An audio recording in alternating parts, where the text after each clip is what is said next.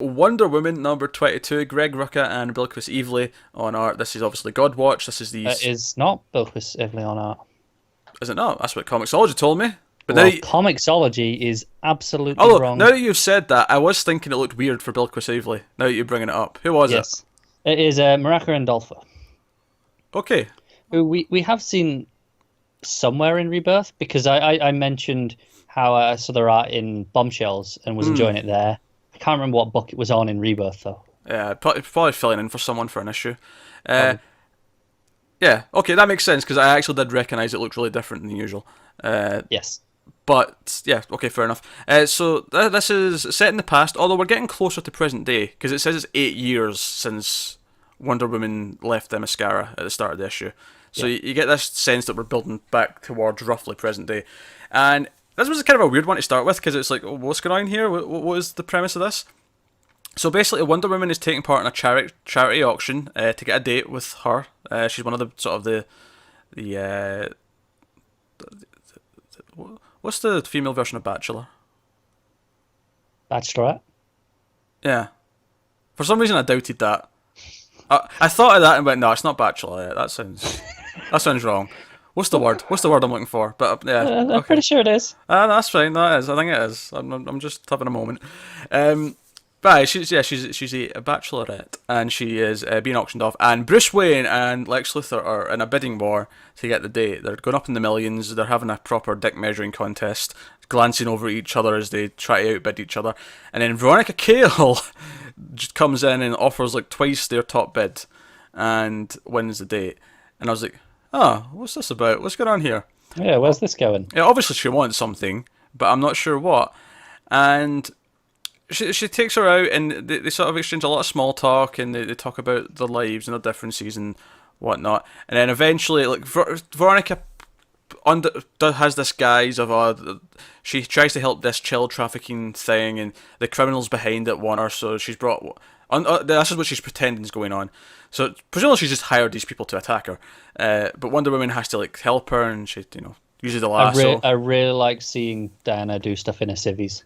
Yeah, it was kind of cool just having her in like jeans and a shirt. And it was nice. It still keep the color scheme with the blue jeans and the red shirt. Yeah, but, yeah. But I don't know. You know, I remember like the start of the New 52, and it was like Superman jeans and t-shirt, and everyone hated it. Whereas here, it's like, oh, I kind of like it. It works. I don't mind it when it's not. I wouldn't like this to be her costume. No, no, I'm cool with something happening while she's in her civvies and she deals with it in her civvies. That's fine, but yeah, uh, but nah. So that happens, and it turns out the whole reason she was doing all this, it was to try and let her computer to analyze the lasso and the power that comes off of it, and try and like figure out where Themyscira is based on that. It's all just a kind of a ruse to get close so she could do that. And they're like, oh, like it's giving off this weird energy. It seems like it's pointing to all these locations, but there's nothing actually there. So this is what it brings the idea that it's like a different dimension, that it's like a hidden like gateway to Themyscira yes. rather than just being a place on Earth. And that's cool. But my favorite part of this show is the ending because Wonder Woman shows up. And it reminded me a lot of like classic Superman stuff, like very Lois and Clark episode 1, where he comes to see Lex on the balcony, and it's just like sort of letting her know that she knows what's going on. And she gives her the watch, the warning signal watch that she gave to Barbara Ann, and that was tampered with so that she would never get the message for help, which resulted in her becoming Cheetah. And she specifically mentions this belonged to Barbara Ann, you may know her as Cheetah, and flies off. And it's just this like, I know who you are, I know what you've done, I am watching you. And it's just this great. It's just what started off as a really weird issue. Like, I'm like, what the hell's going on? Turned into this great little kind of like power play where they both know that the other one's up to something, but Yeah. they're playing nice. They're being friendly, and it's fun when that happens, isn't it? yeah. So no, needless to say, I like this a lot. Yeah. How did you find the art, given that it wasn't the regulars? It was very. It reminded me of something that you would see on like a Supergirl book, or even like on an Archie book. Like it felt like the sort of thing A you would bit draw. younger, maybe. Yeah, it felt like you would. Yeah, they were teenagers almost, like going out and like for a fun night kind of thing. Yeah.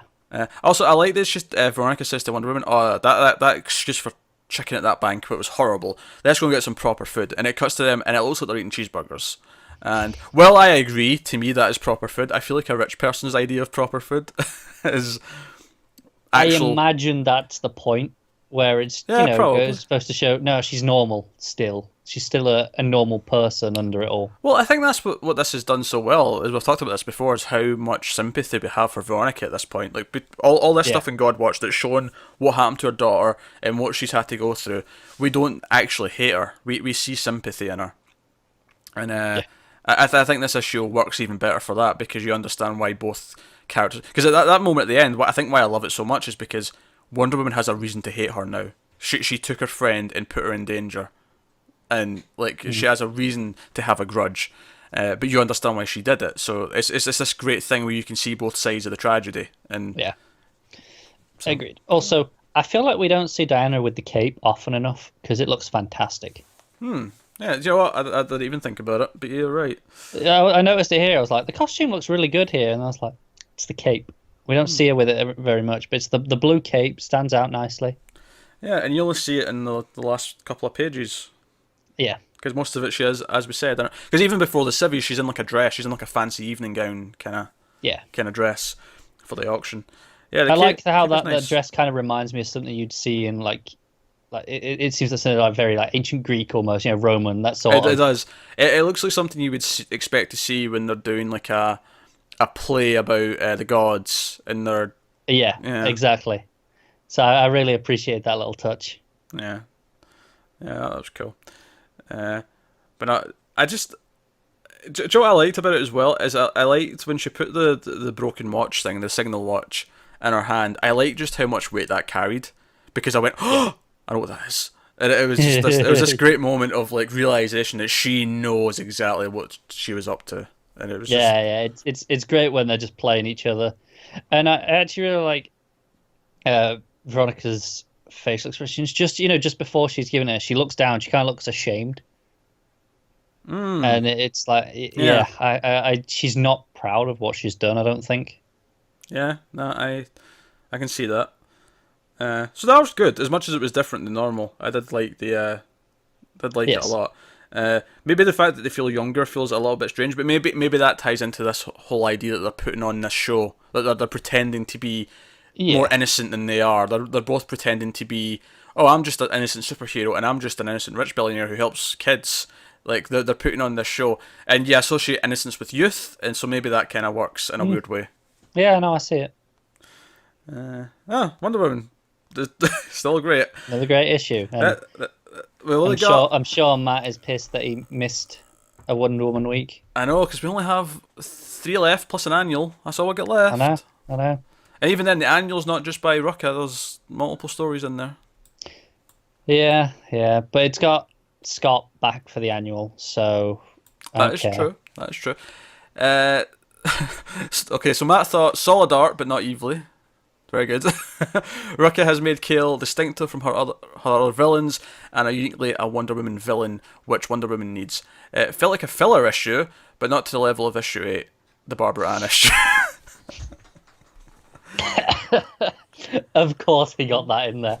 I want to point out the word filler there. I don't know, I think that's a bit harsh to call that filler issue. Yeah, I think this plays in very directly to the story, maybe even more so than the Barbara Ann issue. The pedestal that is issue 8 of Wonder Woman. But that it felt like a filler issue in the sense that it was very separate from the current story. Whereas this, I feel like if this had been evilly on art, I don't think he'd have said it was a filler issue. Yeah, I feel like he just said it was the next part.